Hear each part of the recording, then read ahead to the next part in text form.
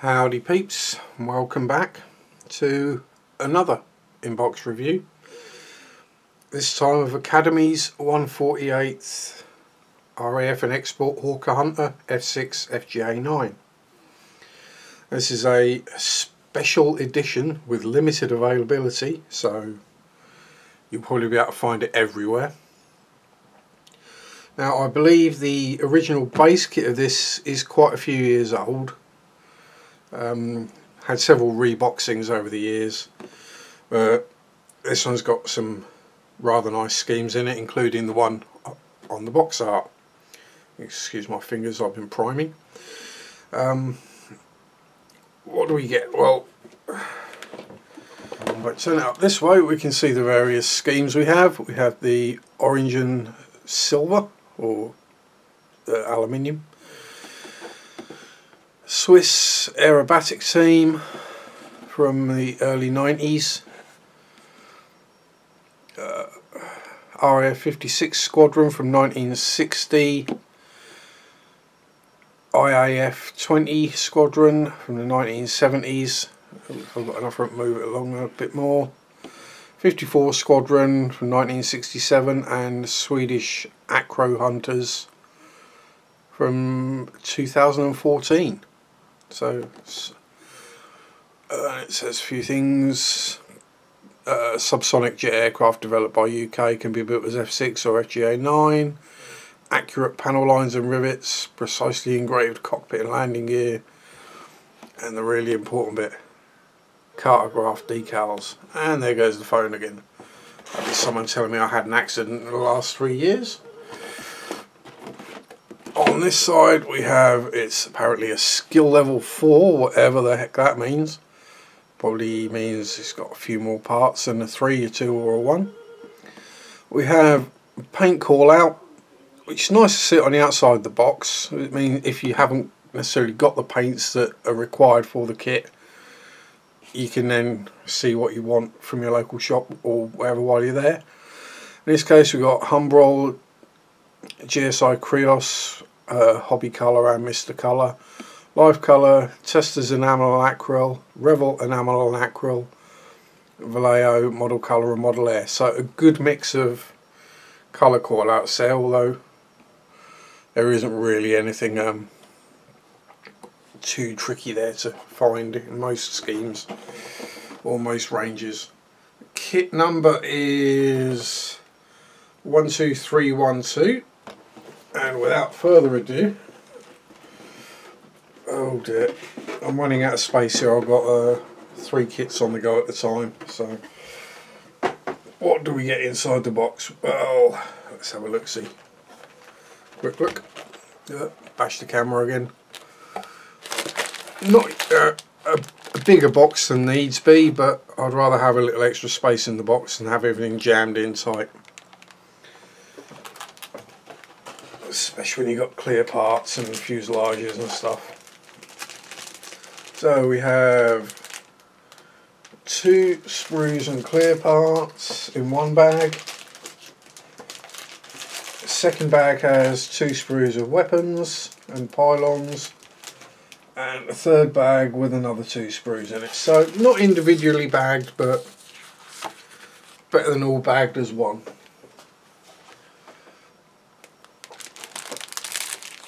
So let's have a look see. First impressions, it all looks quite nice, but first impressions can be deceiving.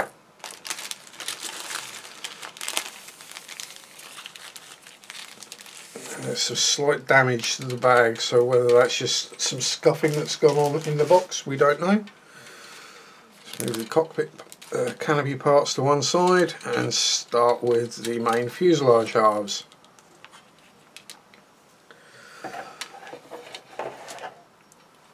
So, where to start? Panel lines look nice. No, they're not shallow, narrow. They look relatively to scale. Rivets are quite small. It should show up on the wash quite well. It's all nice and crisp. It doesn't appear to be much if any flash at all anywhere. There might be a couple of little wispy bits up around the coaming, but they're easy enough to get rid of. And inside we have where the cockpit tub is going to go. There aren't any ejector pin marks, they're just everywhere else, which isn't a problem. Looks like we've got some decent locating marks with the pins and the holes, and looks a solid piece of moulding. It does it have a date on it anywhere? No. But what I shall do is I need to practice this. Well, we're on the hook quite badly, aren't we? There we go. I shall try zooming us in so we can have a closer look, and maybe so you can actually see some of these panel line details and rivets as we run around the.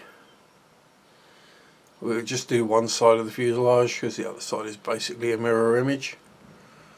So it's not a huge amount. We are getting sun glare. If I put my hand in the way, we'll cut out the sun glare.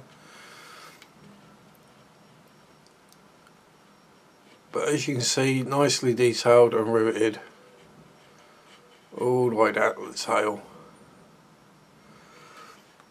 And the panel lines don't appear to get it back in shot. Don't appear to go soft or disappear up around the top, or indeed on the bottom. On the bottom they're a little soft, but I'd rather have them soft there than on the top surface, because you spend a lot more time looking at the top of an aeroplane if it's sat on its wheels than you do at the bottom. Second sprue has the horizontal stabilizers, intakes, flaps, gear bay parts, nose cone, gear bay doors and actuators on it. Again, similar kinds of panel lining, so nothing too over the top.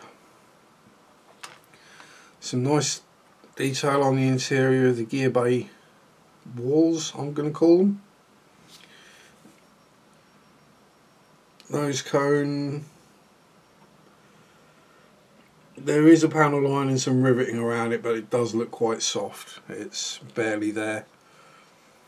The rest of it all looks okay so far. Intakes could be interesting. There's going to obviously be a seam in there, but it depends how bothered you are about that. And oh yes, we do have it. We have raised rivet details on the inside of the gear bay doors, and we also have ejector pin marks. Damn you, Academy. By the time you've dealt with the ejector pin marks, there isn't going to be any of the raised rivet detail left, unfortunately, on all of them, even the little ones, which is a shame. But again, I'm not going to slate a kit just for that.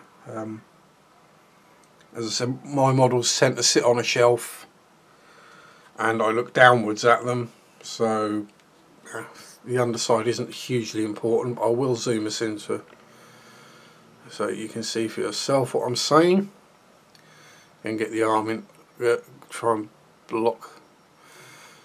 As we can see, we've got 2 ejector pins on each of the gear bay doors.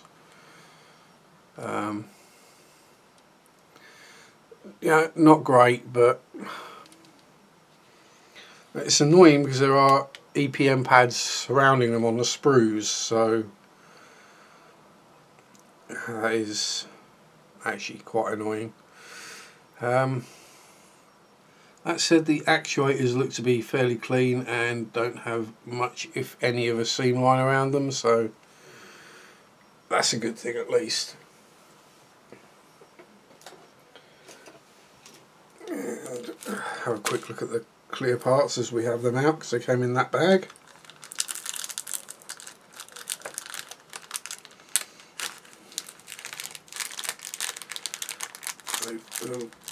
Helps if you actually cut the bag open sharp. There we go.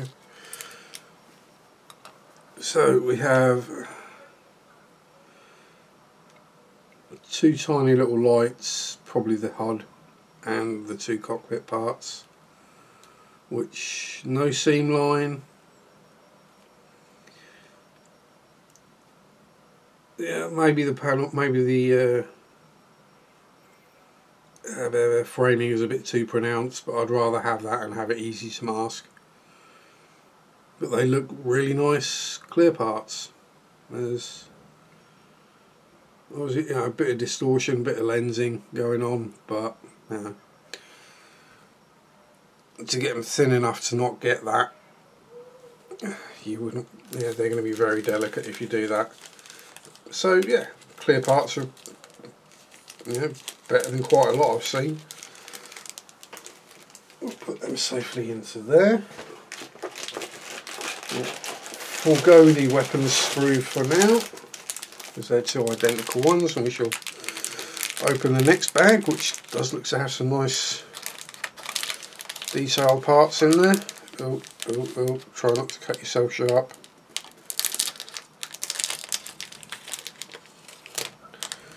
Got to be careful because that is a new blade in there, so chances are I will slice myself with it.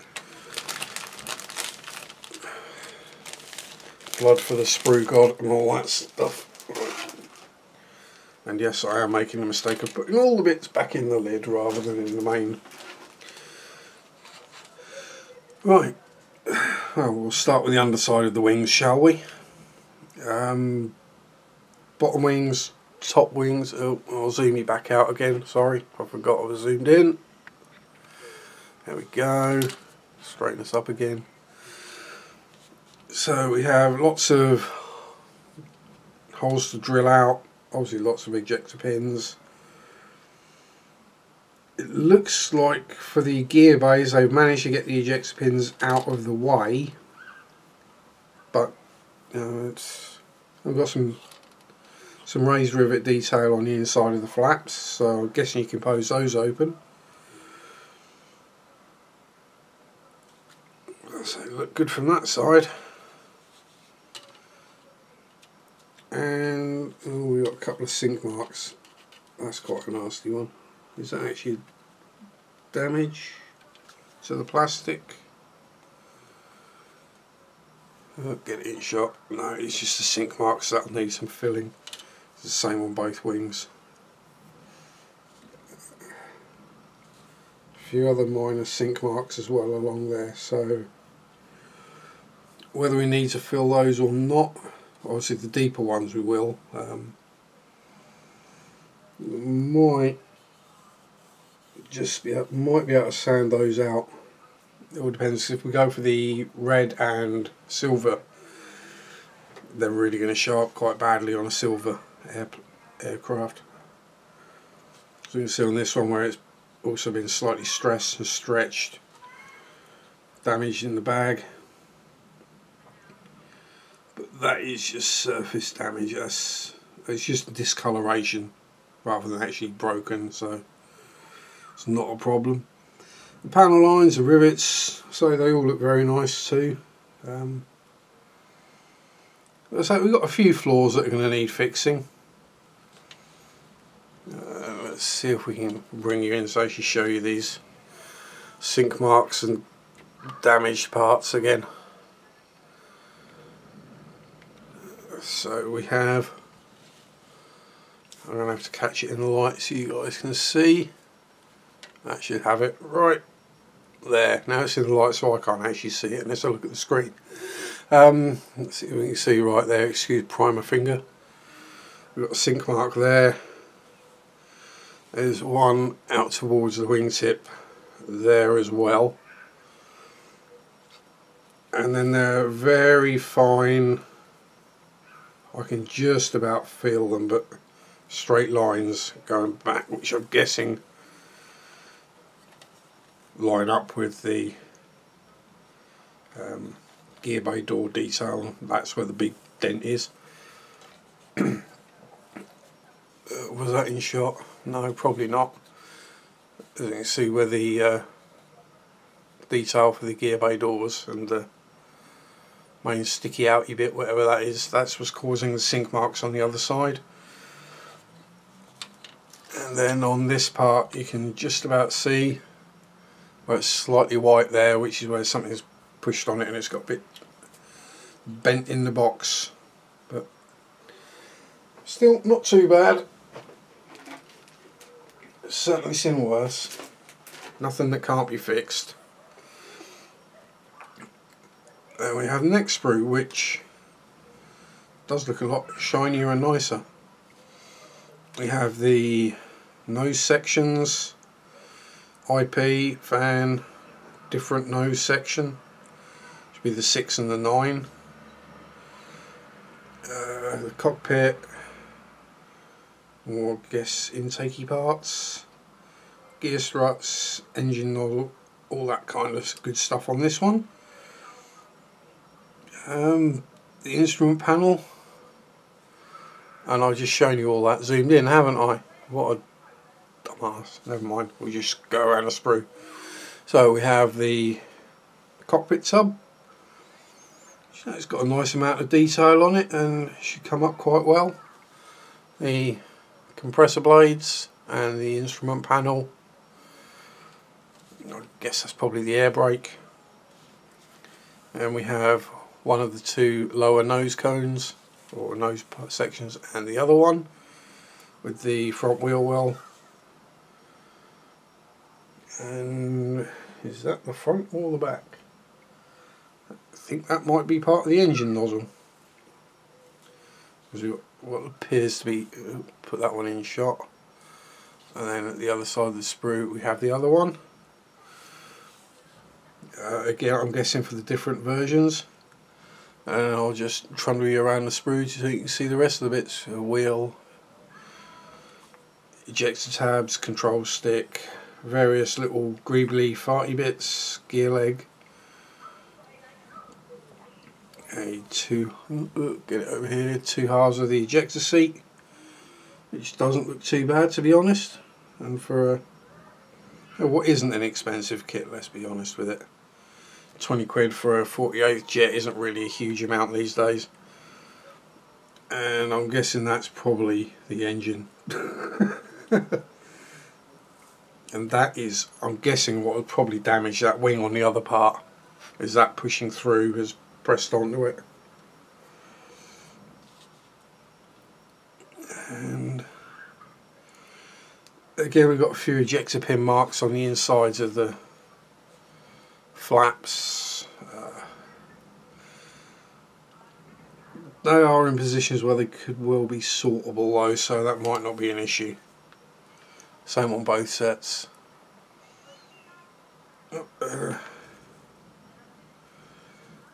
Some quite raised ejector pin marks on the insides of the, which I'm thinking are the engine nozzles. But if that tube fits in there, they're not going to be an issue at all. You won't be able to see them. I'll say that tube pointing over there, and I keep forgetting I'm zoomed in. Out one. Out one.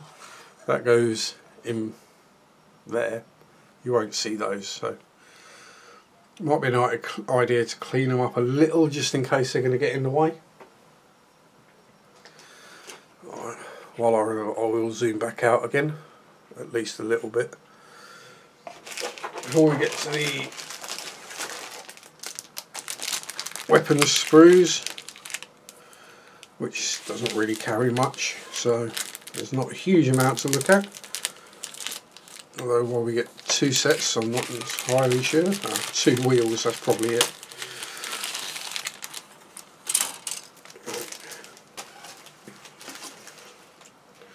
As we have 2 identical sprues, we'll chuck one aside and take a look. And it's a weapons sprue. A couple of pylons, a couple of bombs, a couple of fuel tanks, rocket pod, rockets, and the main gear wheels, which look passably detailed. Separate tail fins to go onto the rockets.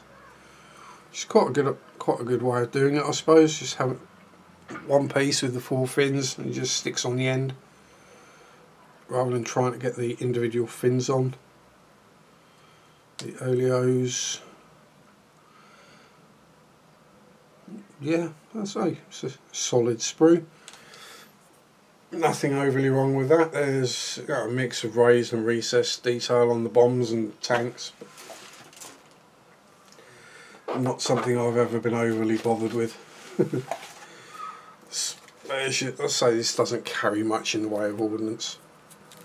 Now onto the basically the main selling point of the kit, which is the decals. And being cartograph, I expect them to be really quite nice. Although saying that, they are shiny. They feel a little bit thick, but nothing too bad. Everything appears to be in register. The small placards and stencils are mainly readable. It's only the ones with the really small lettering, which is just done as lines. As we've seen, there's a nice choice of schemes to do as well. Although the red and silver is probably the one I'll end up doing. So we'll have plenty of spare decals for the spare decal box. And they always come in useful. But yeah, they'll do the job. We'll try and get them back into the bag again to protect them. And we have no real. So manual 2, which is just the paint and decal callouts, common stencil data, and the various different schemes, all in black and white, which is a bit of a shame. It would have been nice to have it in colour, but I think the red and the silver is probably the one I would go for. I think it's red and silver. It's colour 11,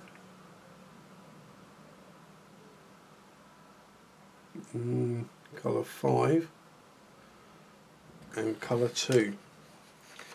So does it actually say in the instructions 11?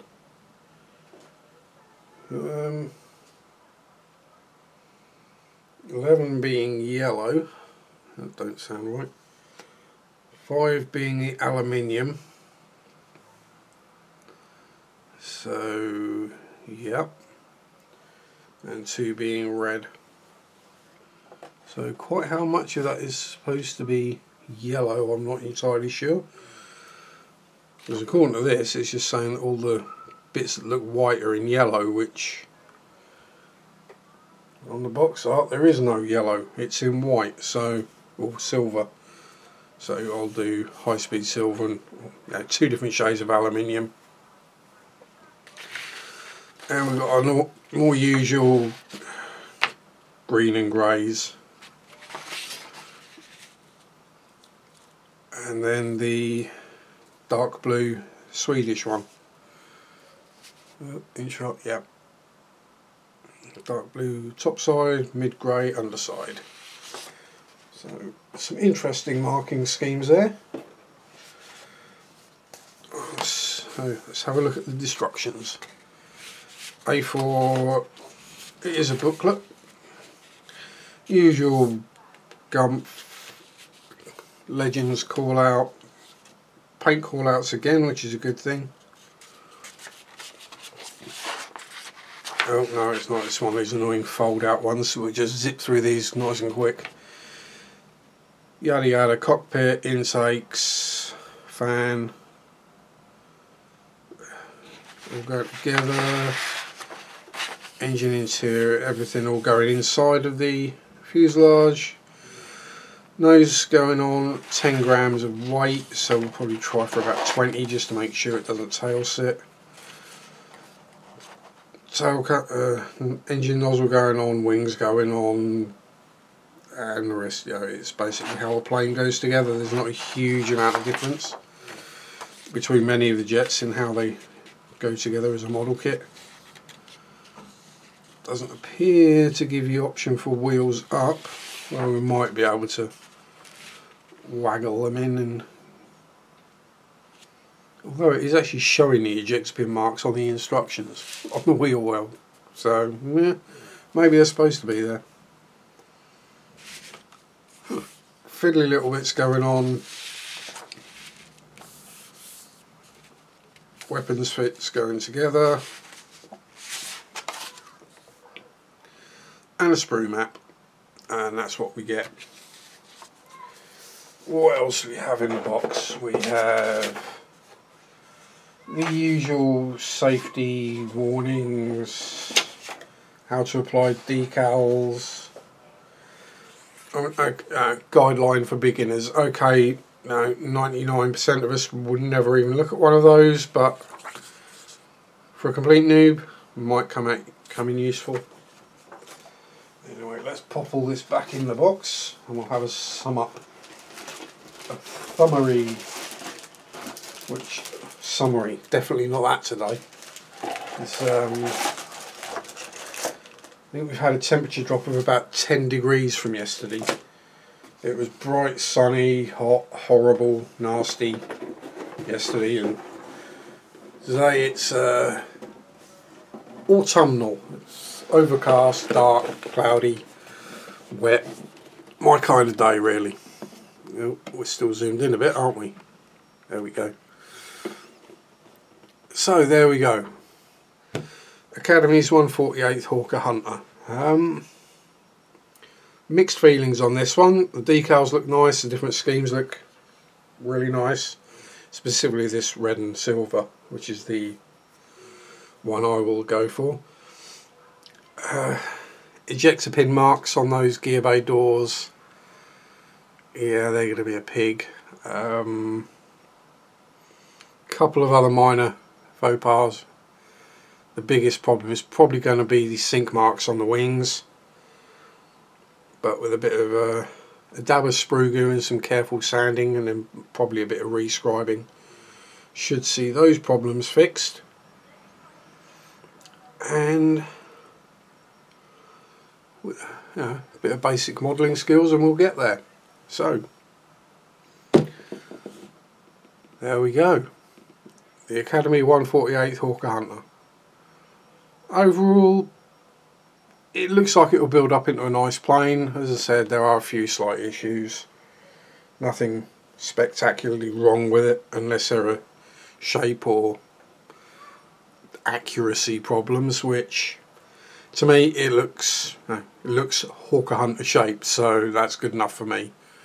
Whether it's got the correct lumpy, bumpy, sticky outy bits and aerials for which version, don't care. Yeah, I'm not that bothered about intense accuracy. I mean, if a Tiger tank hasn't got the correct kind of bolts on the 5-all filters for whichever tank you want, who cares? Who cares? They all went boom anyway, basically. So there's accurate, and then there's just anal accurate, and as long as you're having fun, that's the important thing. But anyway, before I go off on a rant, which I can feel one brewing, unlike wind, which no burping in this video. So yeah, before I go off on a rant, have a good day, enjoy your modelling, rock on, peace out, and bye bye.